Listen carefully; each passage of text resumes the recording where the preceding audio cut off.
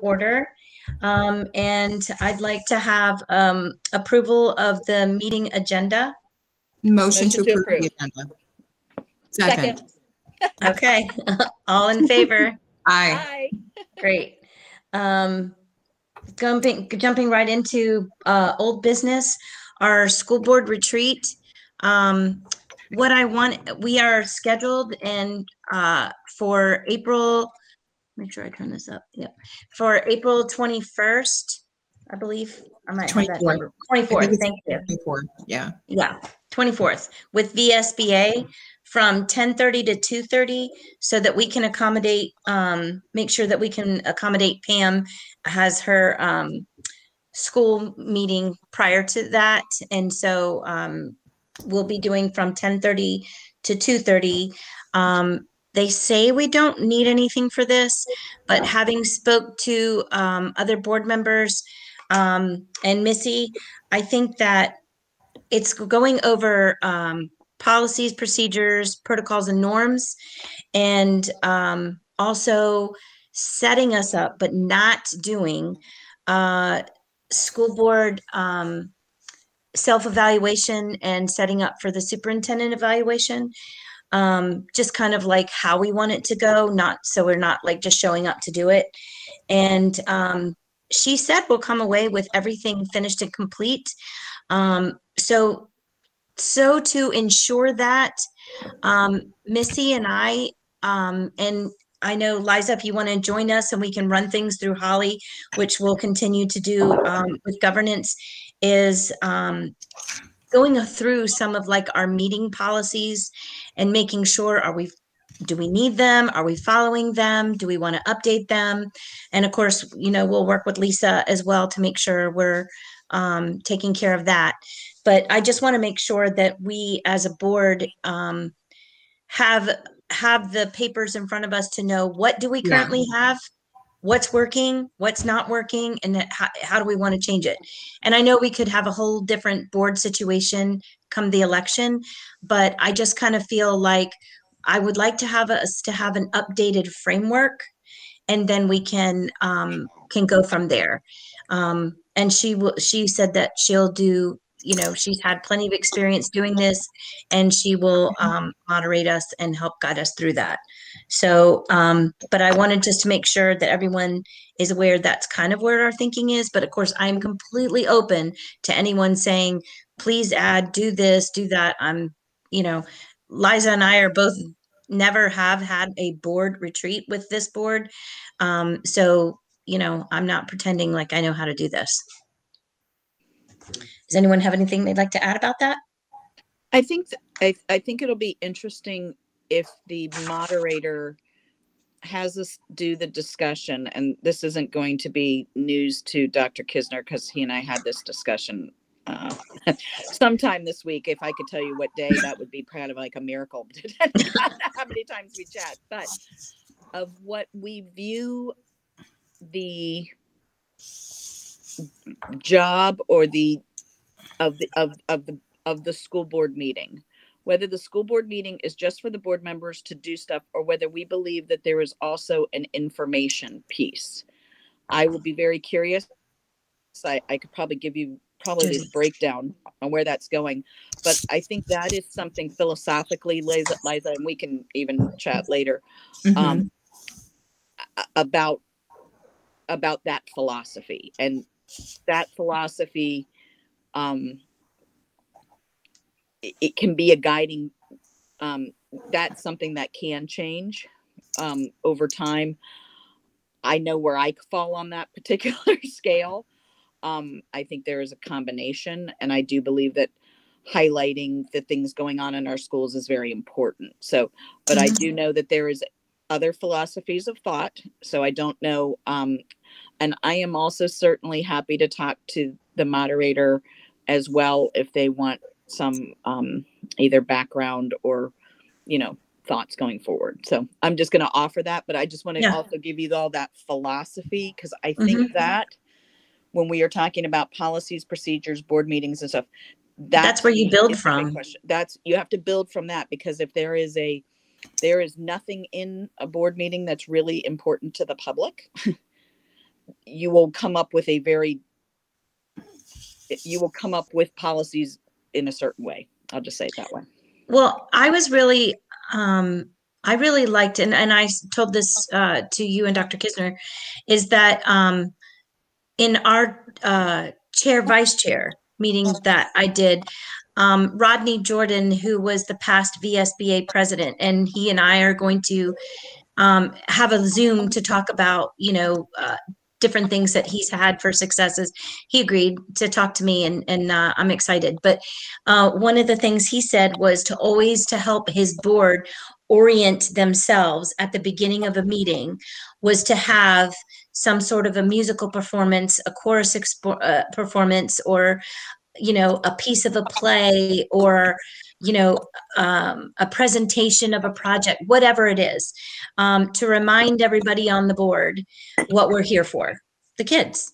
And so, and I had shared that with you all, and how I know it was before COVID, but I enjoyed having the middle school kids from Gale Middle School come in and show us, I had some concerns about the whole new middle school thing too, but to see some of the things that they're producing and liking and learning was really nice.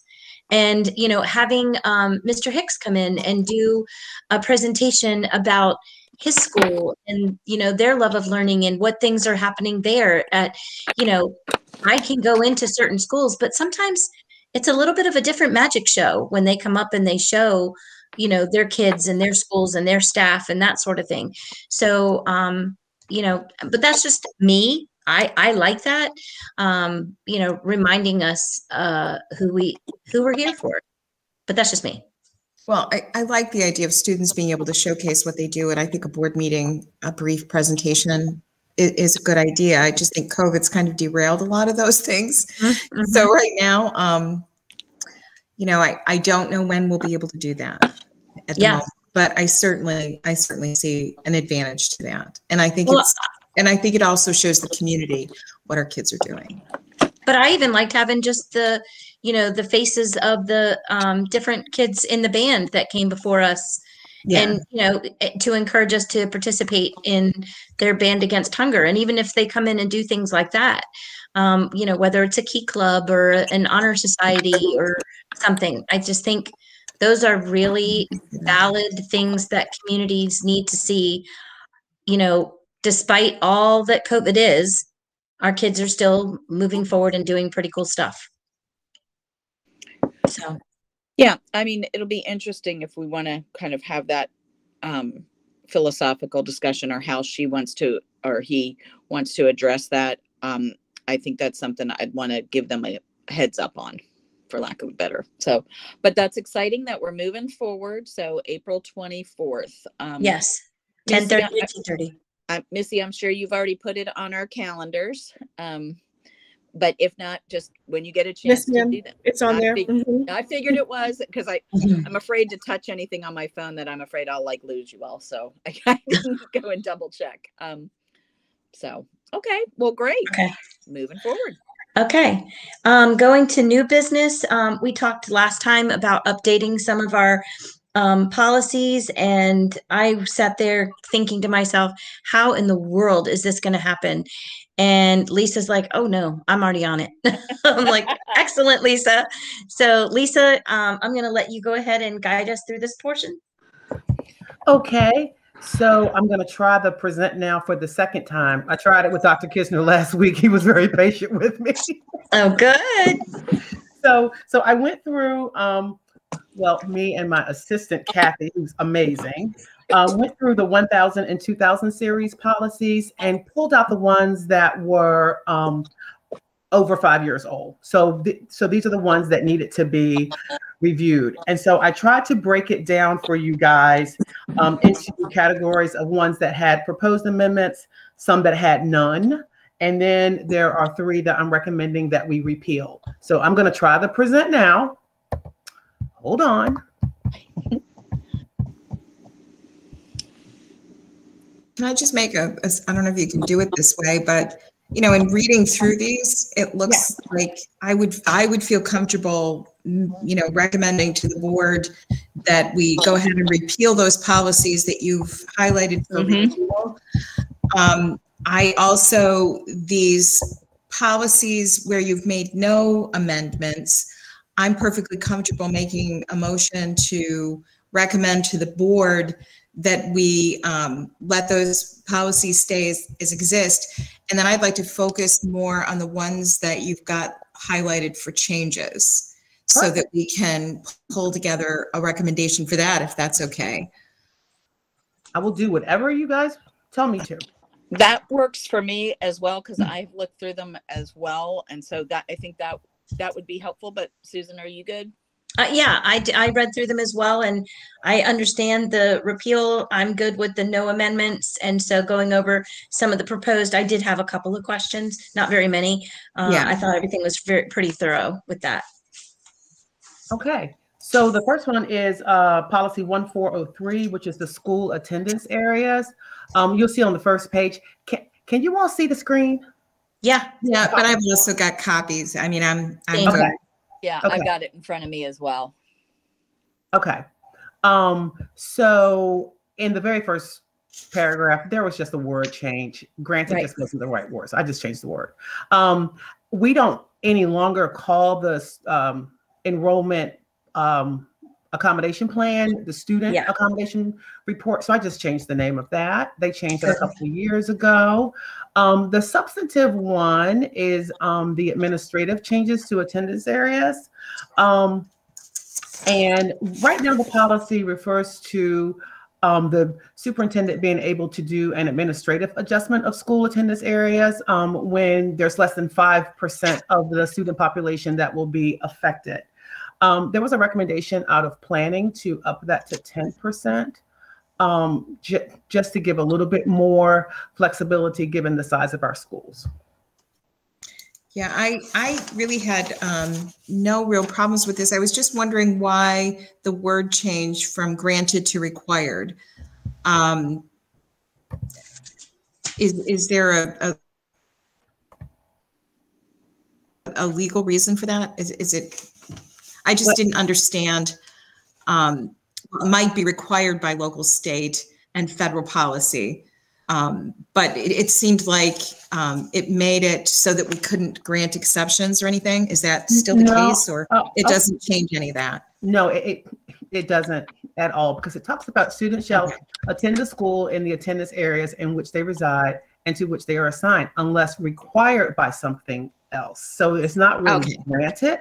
It's actually required by a policy or a statute. Okay. I'm good. So that one really is what we just call a diction change. It was a word change. Okay, that's fine. Okay. So the second part of changing it to the 10% versus 5 is just giving more leeway towards the superintendent. Is that what you're saying? Yes. Okay. Okay, can I ask on this one, since this came up in mine, when it says 10%, 10% of what? The school, the entire attendance zone? I'm just trying to make sure I understand when less than 10% will be affected, what is the 10% meaning? Does that make sense, what I'm asking? Yes. Yeah. It's the 10% of the number of 10%. So it's 10% of the number of the total number of kids in the affected schools. So say for instance, and I'm totally making these numbers up because I don't know. Use round numbers because I can do math then. There you go. So if there are 1,000 kids at a pool, and say, I don't know, 1,000 kids at what's the school that's nearby? A.G. Wright. Rodney Um, Johnson. So that's 2,000 kids. So he could juggle around with 10% of that. There should be 200. 200. Yeah, there you go. Math is not my thing. So 200 kids. Okay. No, 1,000. I would only do 100. Did you say 1,000? No, I was talking about Two 1,000. Two you would- schools into the 1,000. right, Oh. because if you move kids from one school, they would have to go somewhere. So it was two schools of 1,000. Let me give you a real That's going to specific. be harder for me to go with. I'm just going to say. I Well- just got to think it through myself. Let me give you a real specific. First of all, I would ask the board, when do you ever come up with 5%? But anyway, but the second part is, we had a real experience after redistricting, where Yeah. we put too many kids at Falmouth, and we had to move them to Rocky Run, and it was crazy that I had to like count. Like, bottom line was, it wasn't 5% of the kids; it was like 6.4%, and like I had to like either like fudge the count, which I would not do, or go back to the board and say, I got 1.4% more kids. But the real question to answer is, we're looking for be efficient and fair. So if it gives your superintendent, and I can't think of any other time we did this except we did do something for Stafford Middle School, and I forget the other school, I Poole. think it was cool. Yeah, Poole. Yeah, we might have, but that wasn't even close to 25. I mean, 5%. That was like 25 kids. I don't really remember the number, but it was a small number. So Could we change the language to up to 10%? I think we did say up to 2. It says when less than 10%. When less than 10%. Mm-hmm. Yeah. So, I mean, I don't have a problem with the 10% number as a cap. I will probably ask though for there to be some kind of notice given to the board or from or something, just so that there is some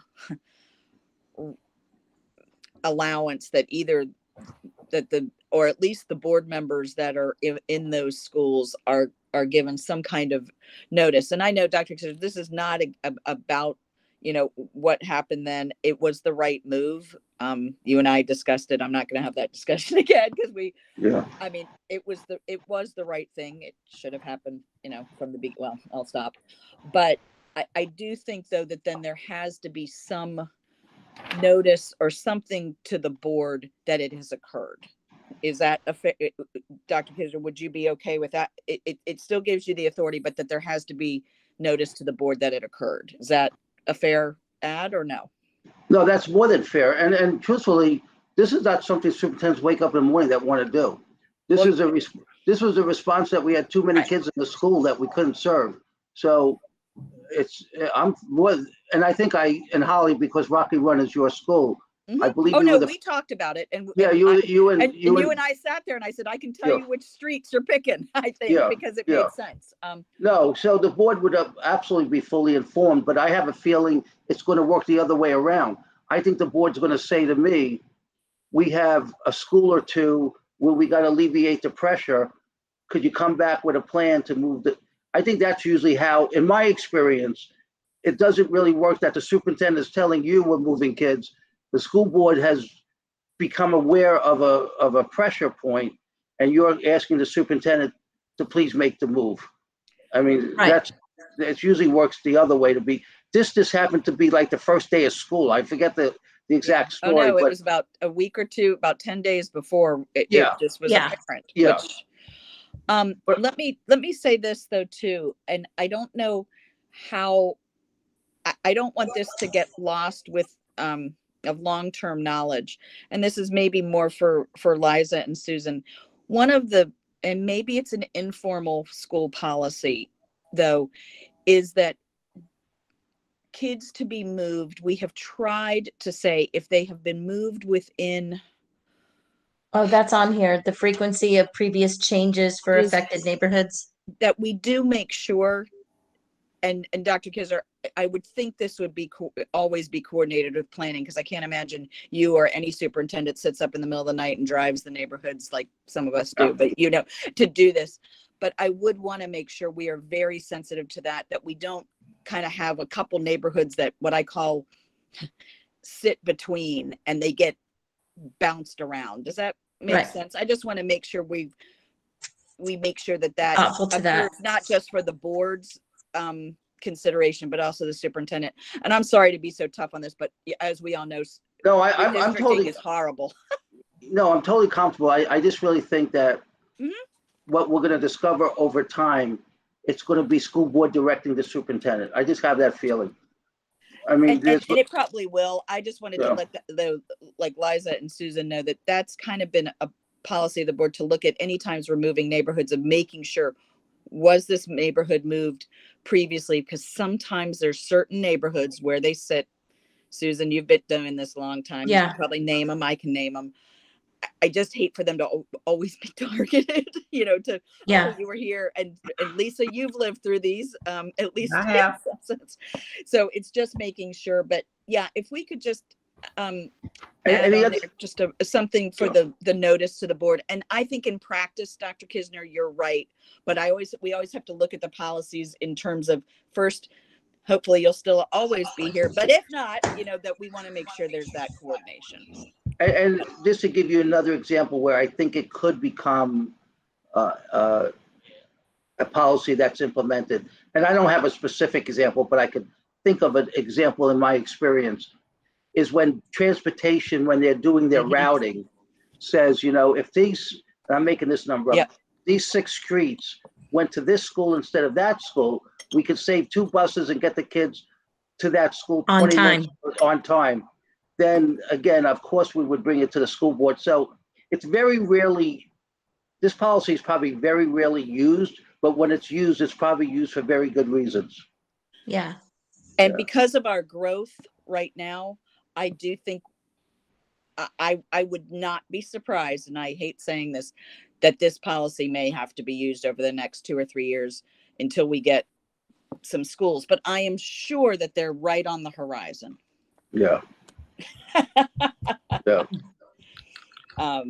So Well, I'll tell you, I mean, again, I don't want to digress, but when you looked at the numbers that we showed you Tuesday night, and I had a meeting with Keena Butler today. You know, Park Ridge is a school we got to pay close attention to. Let me just leave it at that. yeah, I mean, Yeah. that's why I Yeah. kind of said to everybody, look at these elementary. numbers. Look at these numbers Elementary. Yep. and All wait right. till our kindergartners come. And first graders. So other than that, I'm good. Is that okay, Lisa? Just to add Yep. some kind of, it's not really a caveat, but just make I can add it. in there. I Thank can you. add that. Okay. Thank you. Okay, so policy 1501, just needed to update this one because this one contemplated an after Labor Day start before the law was changed. So just made it really simple that the first day of school shall be consistent with state law, because it seems like the General Assembly likes to keep tweaking that law every year. So it was just easier to have something that we could actually have on the books for 5 years and not have to come back and keep changing it. Yeah, I Can I- no. I have a question about this though. We have on there that we have a division-wide calendar committee. We don't have that anymore. Well, it says may be utilized, so it's not a requirement. Okay. And if Dr. Kisner at some point or someone else, you know, decided that they wanted to use one, at least it's the authorization is already here. But we don't have to, but it's allowed. Okay. So I was gonna say, that I way haven't- it wouldn't have to come back to the board again. Okay. Okay, so that was Yes, the only ma'am. change there. And of course, I just updated all of the legal references, and where there was a VSBA similar policy, I identified that. That's just easy for people using the policy manual. Perfect. Okay. So 1801, this one, so this law has changed several times over the past 5-6 years.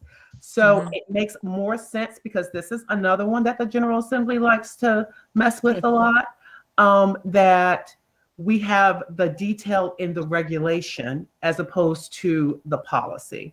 And the rationale behind that is because this one is frequently changed, and in order to update it, the superintendent would be able to do that, as opposed to having to bring this one back to the board 2 times to get the policy to conform with the law. Yeah, I was a little concerned about how ambiguous this is. It's very vague. I didn't know if there was a list of what these reporting acts of violence and substance abuse were. I didn't know if we had to like be specific, but apparently if this is something that's really falls under this jurisdiction of the state laws and we're just in compliance, maybe it's best to have it written this way. It Yeah, was such a strange thing to see come through years ago a couple years ago, and then again, where you know, things that were once allowed to be reported were not. And I know some people were pretty upset about that, but I mean, the law has completely changed in how this is done. Not that it isn't done, but just how it is done. Yes, and so all of the detail is actually in the regulation that will accompany this policy. So it isn't like people who are reading our manual will not know what needs to be reported. They will. It's just going to be in the regulation. Right. Okay. Let's go here. The policy 2404 is the anti-bullying. This one was shared with the Student Services Department to get their input on it. And the only change they had, which was a really good one, let me see, making sure, was that it would address the virtual learning environment as well. And that'll take care of any type of cyberbullying that may happen. So I did have one question on this, Lisa. Yes. It doesn't specifically list microaggressions, which I would like to see, since that is an intimidation practice that frequently precedes bullying behavior. So I was just wondering if that could be added in the definition. We can add it in. The Virginia Code gives a definition, and that's the citation that is listed there. But certainly you can have a school division that will have more protections. You just can't have fewer. So yes, it can be added. Policy.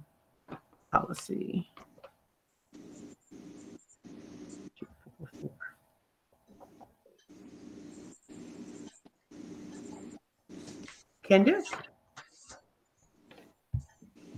Any other questions about this one? Okay, well, we'll move on to. Can I ask one question though about that? Oh, you sure. have on there virtual learning environments, but don't we do things like, even if the kids are doing things on social media? Not school board, but maybe schools, right? So this is the definition of school that has been updated here. So gotcha. Yeah, so we're making sure that it includes virtual, since our kids have been doing school not in a school building per se, but in the virtual learning environment. So that covers the definition of school. Okay. Now what you're talking about could fall under cyberbullying if you look at the definition of bullying. Oh, okay. And you see cyberbullying that's right here that I'm highlighting. Mm-hmm. So that could take care of social media. Okay.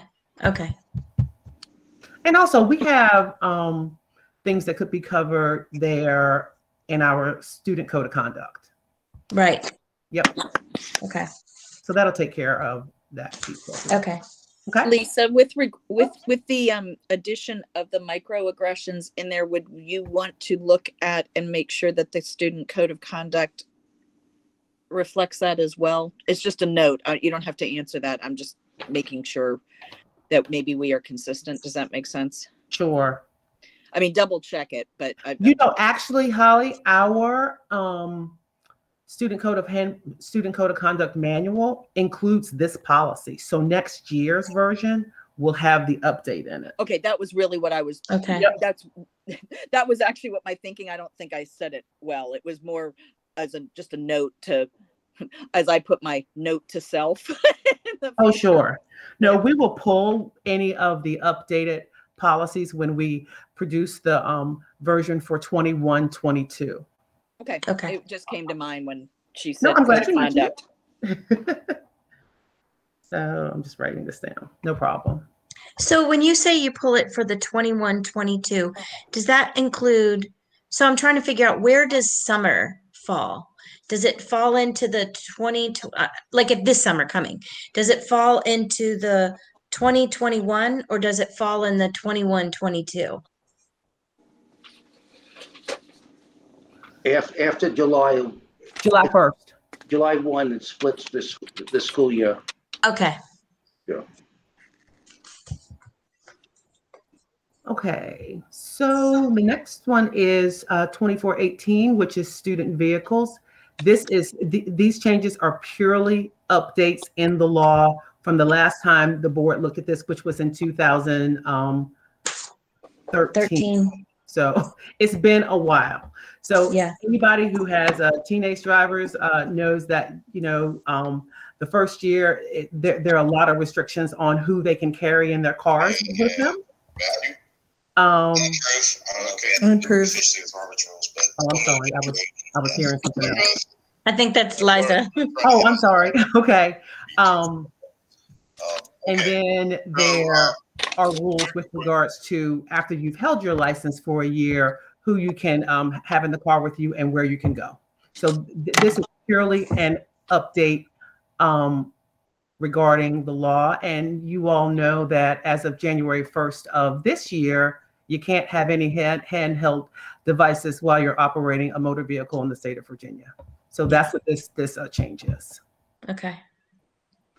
So it's not about texting and all of that. It's the law change is with regards to any handheld device. You can't do anything on it. Okay. All right. Okay. Change all the legal references. And this one, whoops, get up here a little bit. 2504 is homebound and home-based instruction. Again, I had special ed student services to review this one. And they thought it was best to include home-based along with homebound instruction.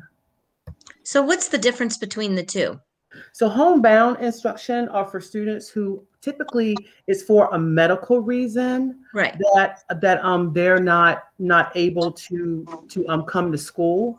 Yeah. But home-based instruction is something that's initiated by an IEP or a 504 team for various reasons.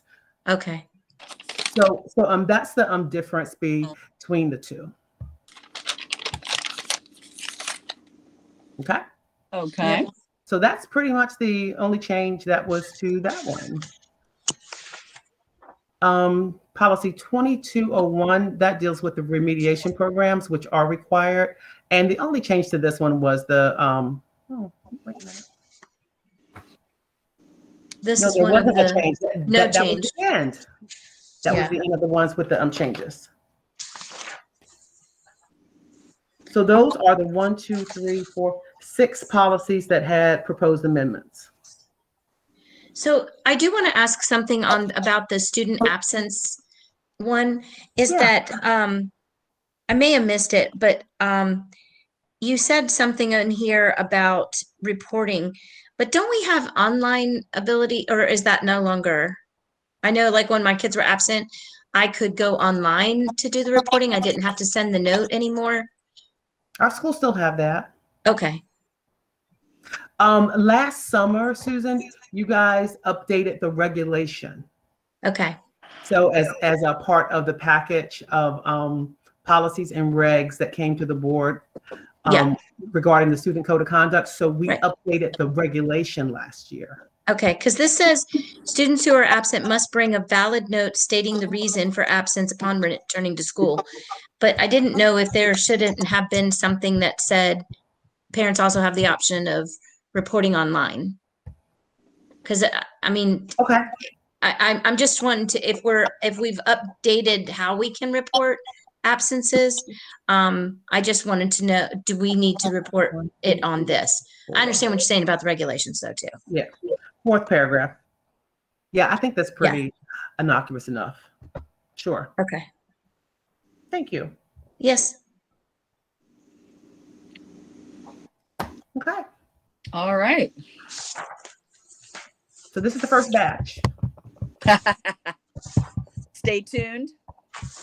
stay tuned. It doesn't seem like a lot, but when you're having to go through each legal reference to make sure that it's still valid and if there's been a change, and then the VSBA, it took quite a long time.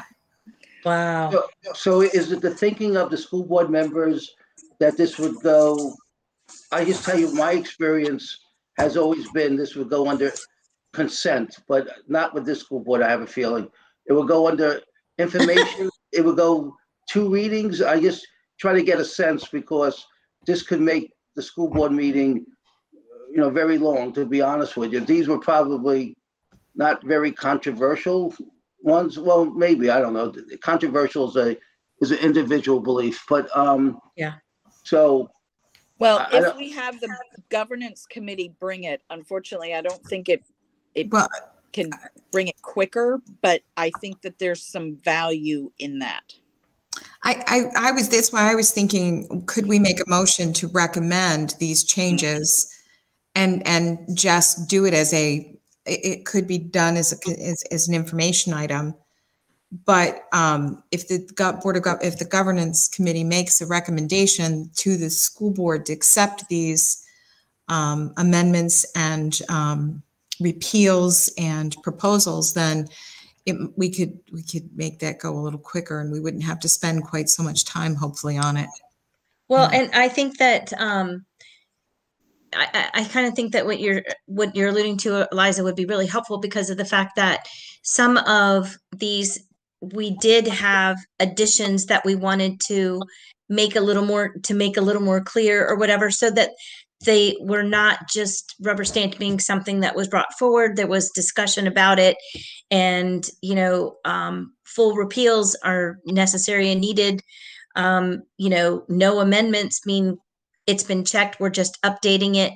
And then the proposed, we went through each and change, there was language changes. There were some things that we're not allowed to have in there anymore. And so I think that if we're just really clear about those specific things that were said, the fact that you added microaggressions, and Holly was alluding to the fact that we need to make sure affected board members are spoken to and advised or involved or something along that nature, would make things so that they know that, we have done the work. And if they read it themselves, there is nothing wrong with them just emailing Lisa or Missy a question to pass along to Lisa, or Dr. Kisner to pass along to Lisa. And so, if we can just say, please have your work ready so that we can just vote and move. And the reason I brought it up is twofold. One, I think the purpose of doing the governance committee is to try to make these recommendations so that we aren't spending so much time on it when we're in a board meeting. And I think that if we can convey the changes that we've made and and give a recommendation, I think that will save us some time in the long run. It should. Let's say it that way. Theoretically. I think it all depends on the intro. I'm happy to try and write one that will minimize questions. We can't, though, say there will never be any, but I do think that, as I said, bringing it as a recommendation from governance, just like in the past, we've had recommendations that come from the Finance and Budget Committee. That's what the goal is. Yeah. In my opinion. I agree with everything people are saying, and time will tell how it'll proceed. But I do recommend, because remember, we just went over 2 of the chapters, that we could, in essence, have 3 meetings: the governance committee meeting, information meeting, and action meeting, not on new policies. These are just amended policies. So I'm hoping my theme has been pretty consistent about trust. I know you're having the facilitator come in April, but at the end of the day, if the school board members don't trust 3 of their colleagues, and again, you're totally right, Holly. Any board member at any time could ask a question or seek clarification. That's more than appropriate. But I'm in my perfect world for time efficiency, and we don't become that school board that every meeting we're just going over policies. you want to see viewership go down, I could guarantee you viewership will go down greatly. I almost feel like, it should be one, and you guys vetted it.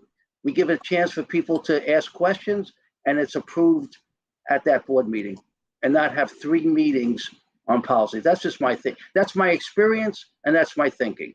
So I'm sharing you my experience, because when I'm honestly, not sure we can get there from here based on exactly what you're saying. I got On where we confidence. are. But I'm hoping if we can try with some of these, if then some board member says, well, I don't need to see all these, I'll jump on it in a heartbeat. Yeah, and we can move the next one straight to maybe to consent then. But I think that in trying to, again, build trust, even the first time bringing this before them and them seeing like Liza said, the recommendations from governance, trust is a built thing. It's not just a given thing. And these are policies and procedures, and they're our responsibility as a board. So I kind of feel like if we have to do it this round, fine. But I also think that moving forward after this, if we say in the future, we would just like to streamline this process as we are cleaning up our policies and procedures effectively, we will shout out what they are to you. Please ask all the questions ahead of time so you're comfortable with the vote. What we're going to have to do is go through it and see if we can have someone else say what you said. Because Susan, the more that you say what you just said, the less we're going to be able to do it. I know. It can't be me. Well, it probably may not be able to be any of us. It's got to be a recognition by someone else on the board of whether they want to see these. We have to give the opportunity to be seen.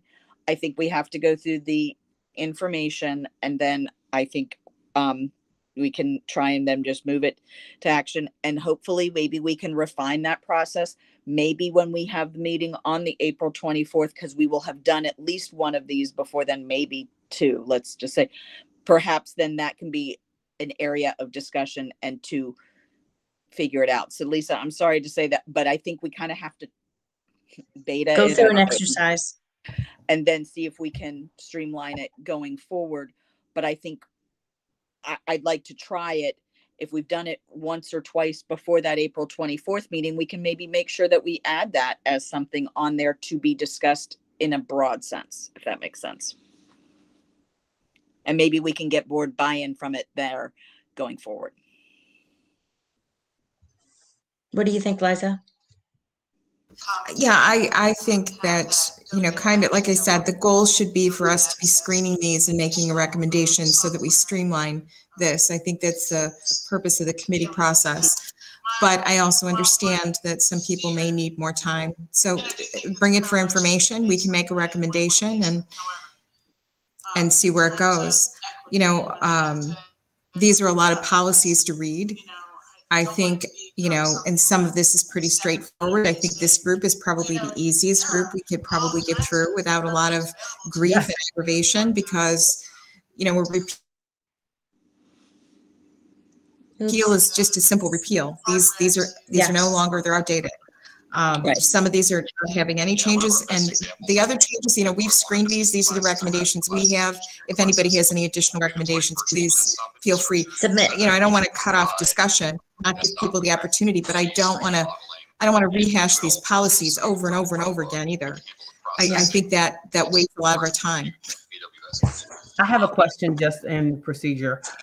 As far as the agenda item, is the agenda item coming from the governance committee? What do you think, Dr. Kisner? I would think, yes.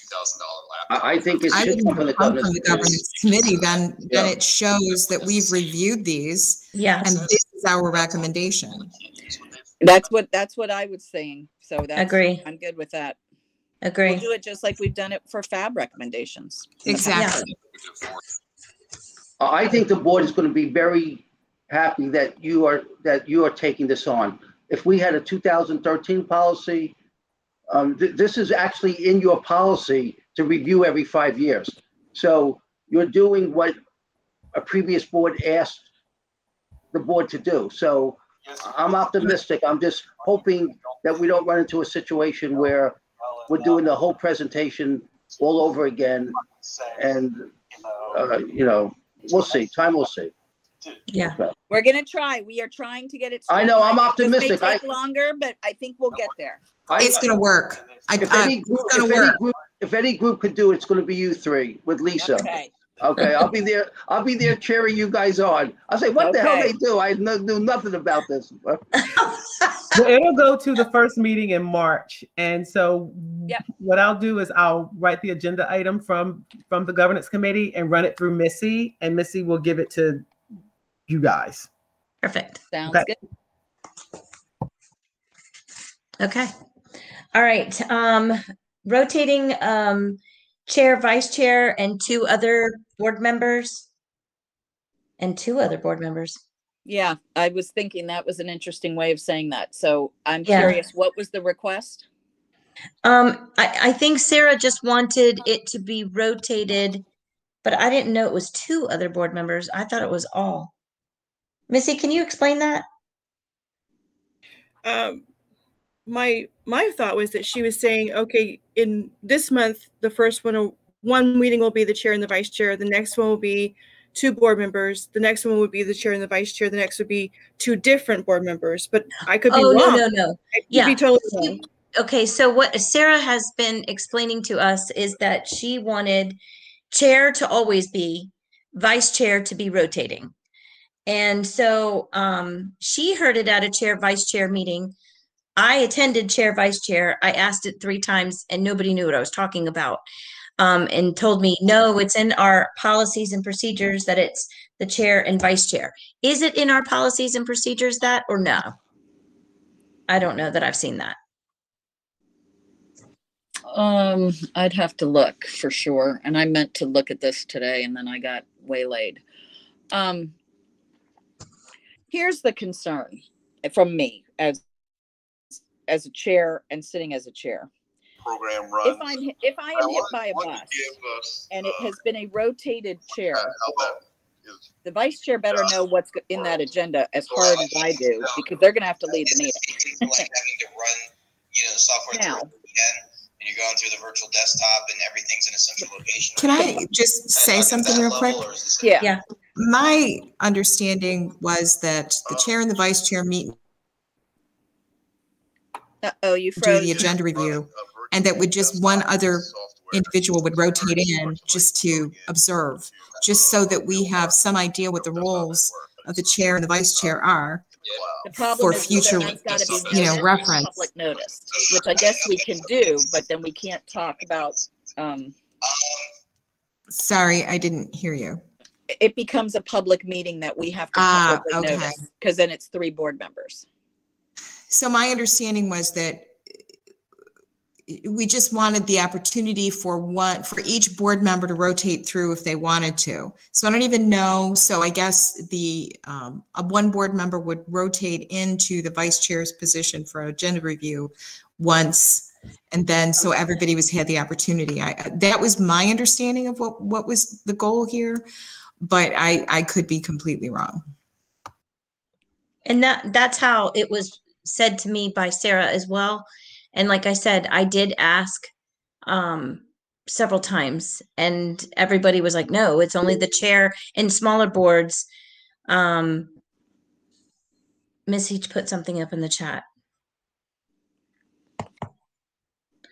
The clerk of the board, under the direction of the chairman and or the vice chairman, with the participation of the superintendent, shall prepare any additional chairman requested and 1 school board member, or upon the request of 2 school board members, provided all members are notified of any additions.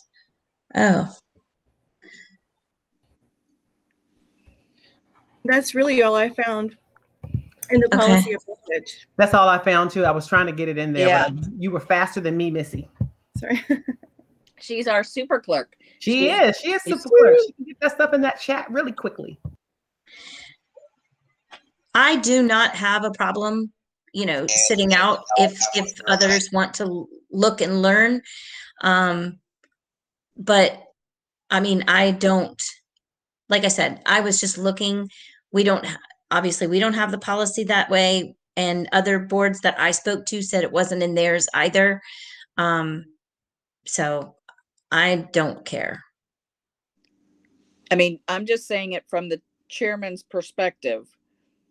If the vice chair hasn't been on the call, well, I mean, it just puts an additional burden on the chair to make sure that the vice chair is completely aware of whatever is on there in case, you know, some night I'm running late, or any chairman runs late, gets sick, something happens, or you're on a virtual meeting and, you know, virtual dies.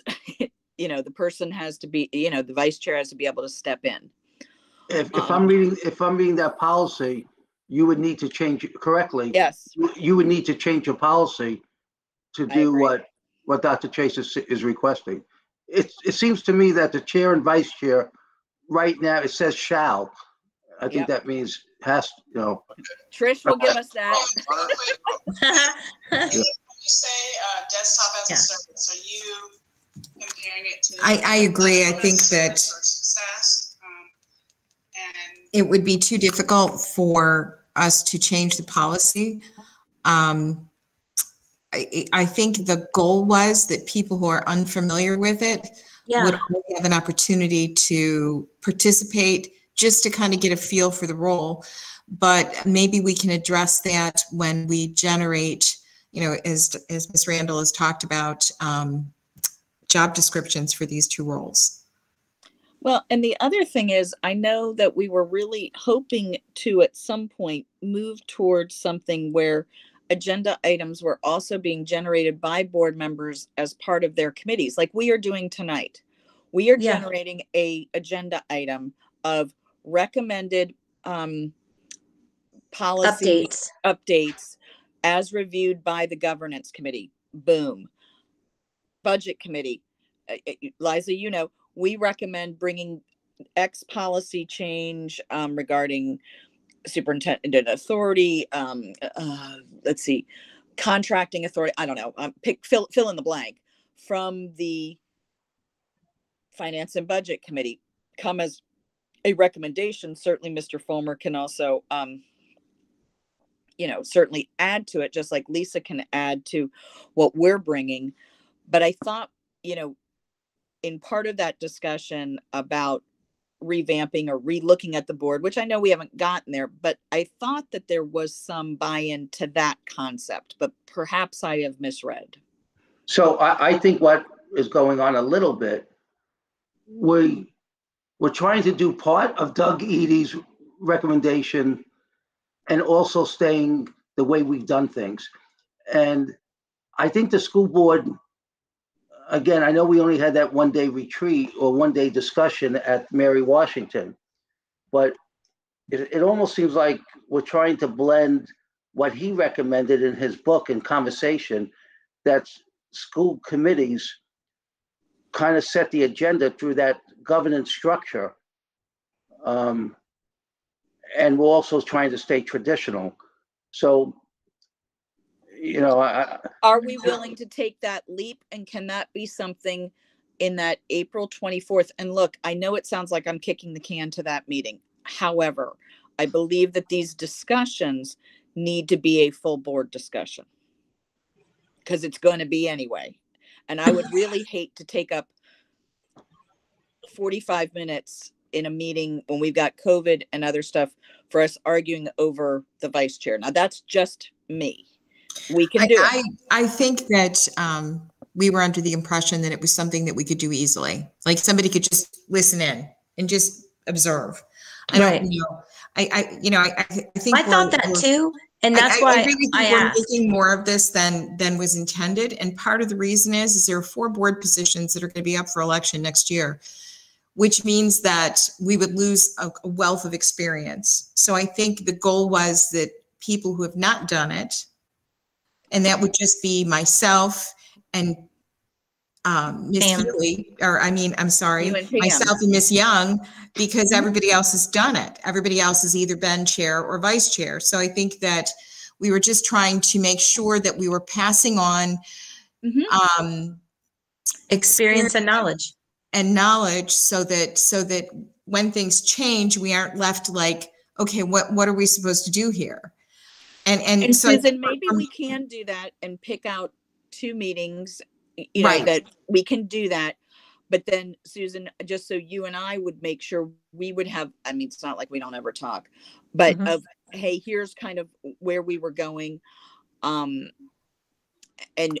do that more as, and Susan, this is more for you to say, hey, you know, I'm willing to sit off this one, but certainly provide your comments, you know, to me. And I don't want to put a burden on you, but, you know, I understand where Liza's going. The problem though with the 3, it just becomes, then we have to, you know, have Make it a meeting. I just can't, I just think that's No, and a that's waste of fine. that. So I guess the question would be, can we just pick 2 dates that Susan sits out and Pam and I rotate in and have that opportunity? And then if you were to meet with Susan separately, Yeah. it would create a little bit of extra work for you. Oh, But on the other But for 2 hand, meetings. you're satisfying that requirement and helping kind of build some of that trust that Dr. Kisner was talking about. And I we think have that a lot of fun. It's really a super secret handshake. We have a lot of it fun. is. I know. I want to learn the super secret handshake. Let me just Don't offer, ask me to do aerobics though, because I will fall on my face. Let me There's no just- dance moves. let me just offer something else, okay? And I appreciate you guys bearing with me. You know, maybe this is something that, I mean, 22 years doing school board agendas, honestly, it's not very sexy. It's actually quite boring, and I don't understand why anybody ever wants to really be there. But saying that, what if we just put it on the agenda and everybody understand how the school board agenda process works? I mean, that's one way of looking at it. But as a superintendent, so your goal, I believe, is to create policies and actions that make the system run more efficiently, so we have better teaching and learning. And one of the things I just share is that, and I use this term flow, that from one meeting to the next, there is a rhythm and there's agenda items that follow each other. And I guess I'm just offering you is, are we doing this? What is the real purpose? Are we doing it? Is if it's training future chairs and vice chairs, there may be another action we can do to give them that training and still keep the flow of the agenda so it makes sense for continuity purposes. That's all. And not different than Holly here. I don't think, you know, kicking the can to the 24th, but I honestly think that that is something that we can fix and in the idea of the flow on the 24th. And, you know, maybe, you know, in talking with the other chairs and vice chairs at the training, you know, sometimes they have the first meeting of the month is information and the second meeting of the month is all action. Some of them do it, like I said, where they only have, you know, student performance or whatever before a meeting. Some of them have a work session at the beginning month meeting, every work session, because items come up for information. And then the second one is always action and no, you know, work meeting beforehand.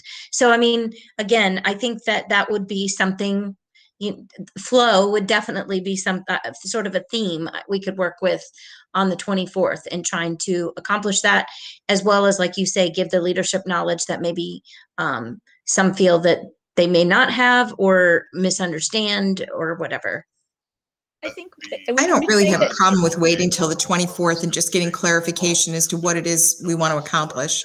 I think, I you know, it is.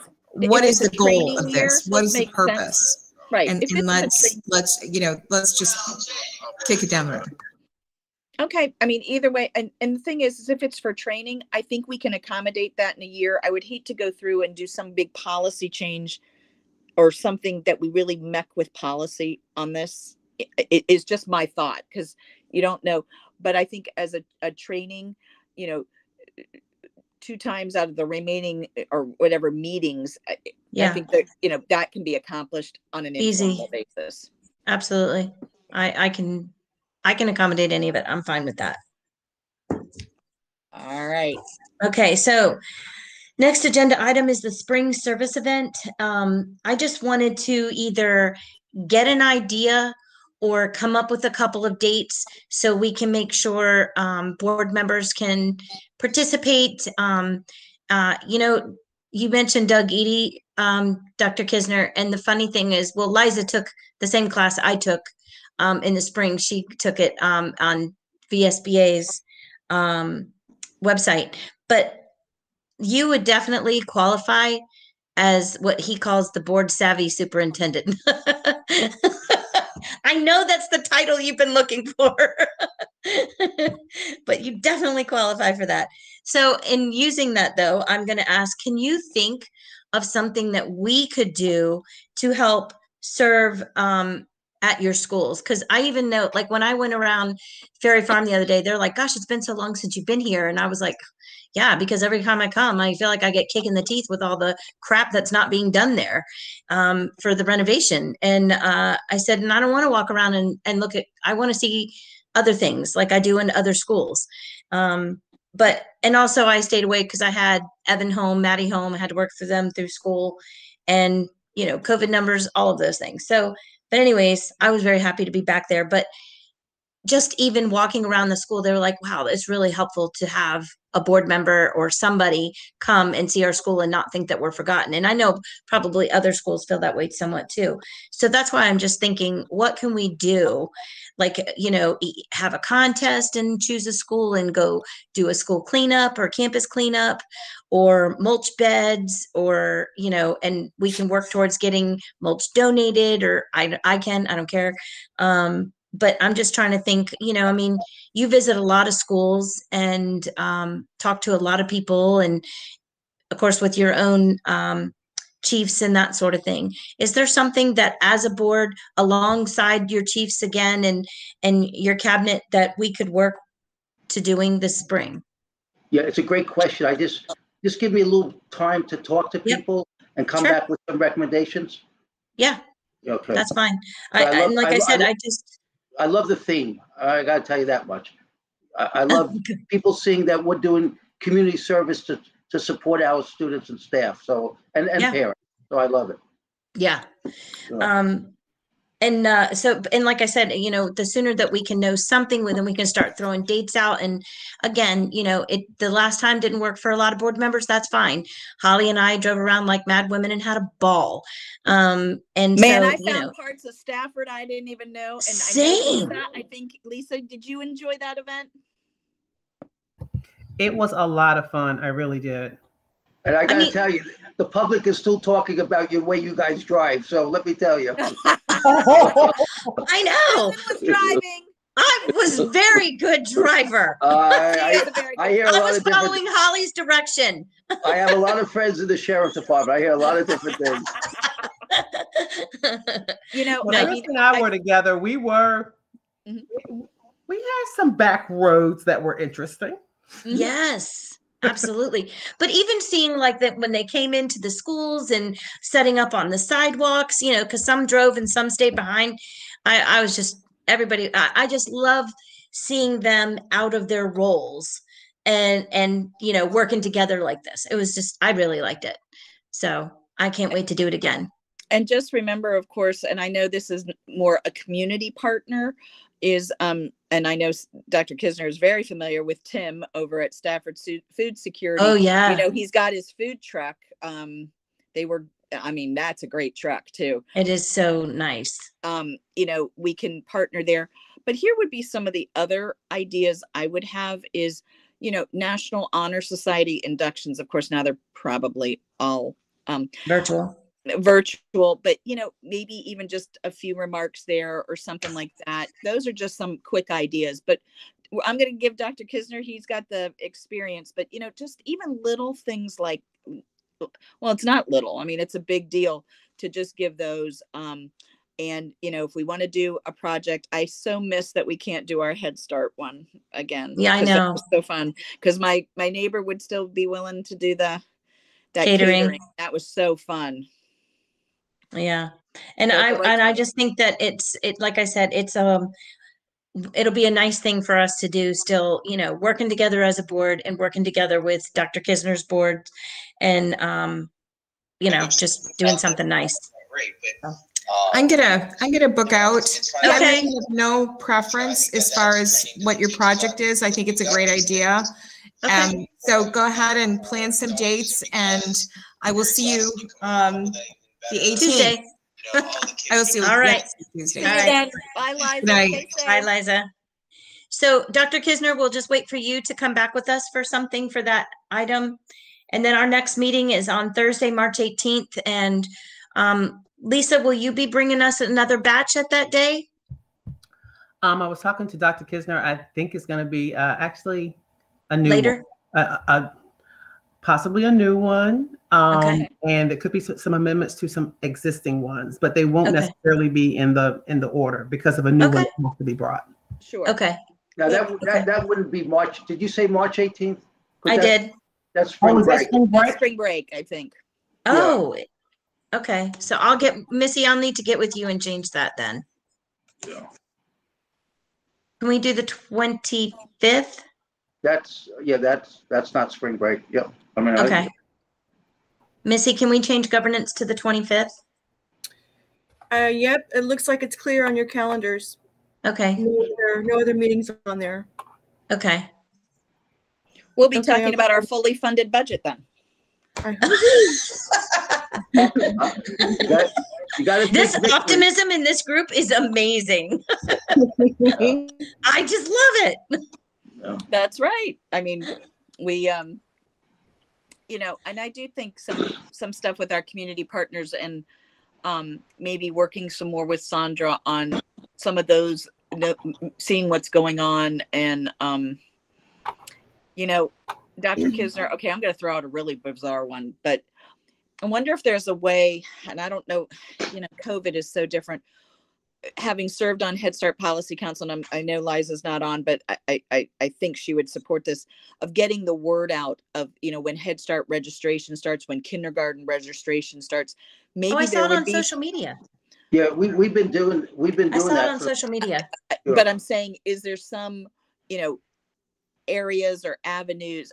I'm just throwing it out because I Mhm. think, as we all know, kindergarten registration is going to be like, you know, the $1 million or the million child, Yeah. you know, but as we know, earlier is better for registration. Yeah. I didn't know. I was just trying to think of something that would hit maybe also a PSA, public service announcement. Anyway, just something to think about. You've got this. You've got this. All right. All right, listen. everybody, have a good night, right? Okay, good meeting. Just All right. Right. don't slip in your house. Be safe. Okay. You too.